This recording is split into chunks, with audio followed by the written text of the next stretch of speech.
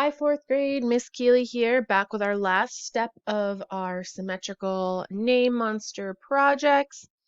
I have been loving the ones that some of you who have been sending in pictures of yours and how they've come out so far. They're so creative and they all come out really different, which is really awesome. Um, but I feel like we need to add a background to this project. So here you can see mine, and when you're creating your background, you can kind of have freedom to do kind of what you want.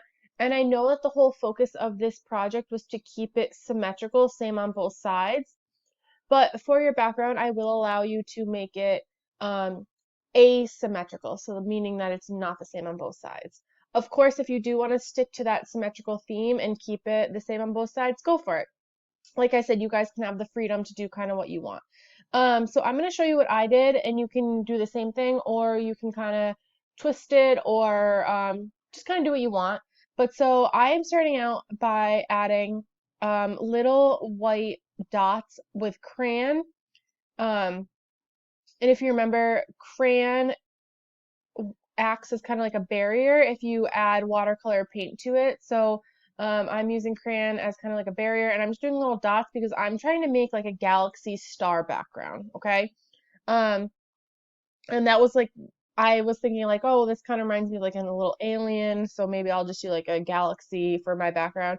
Um, and you guys are more than welcome to do the same thing. Like I said, you guys can kind of have that choice. So I'm just kind of filling little dots here and there, and I know you can't see it because it's white, obviously, so I'll fast forward. Um, and so you can see here I grabbed some salt, and that is because I'm going to be using watercolor. So if you have watercolor at home, this technique is really fun to do, and I'll explain it a little bit more as I get to it.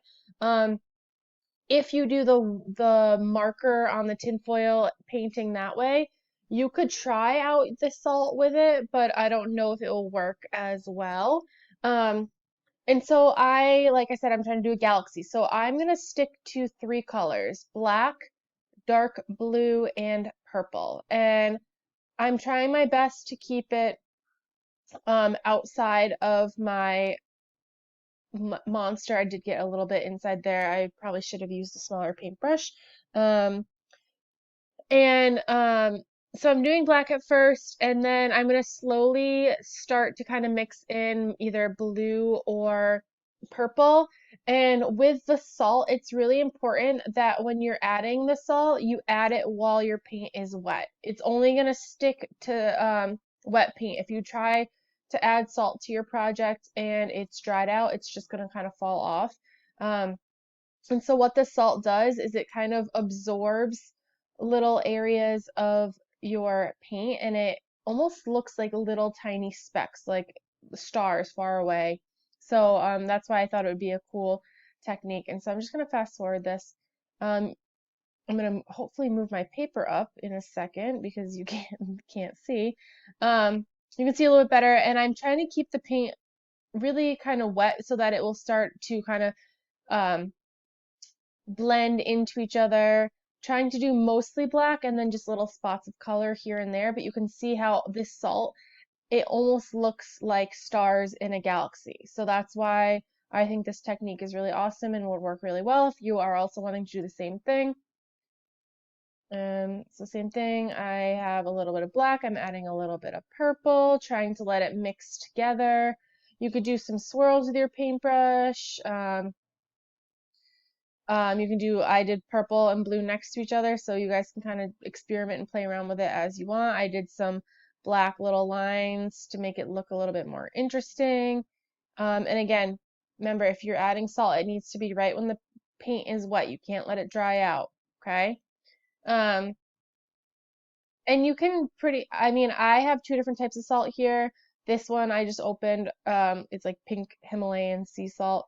Um, Probably shouldn't be wasting it on a painting because it's kind of expensive, but um, I thought it would be a lot better than to be able to get it out. I could actually like pinch it in my fingers and sprinkle it on that way. But if you have just like a regular salt shaker, maybe you put a little bit in your hand and sprinkle it on that way. Um, and so at the end, my project looks something like this. And so you will let your project dry completely. And then if you want, you can hold your dried project over a trash can and try to get some of the salt off. And some of it might just fall off right away. So be careful when you're carrying it over to your trash can.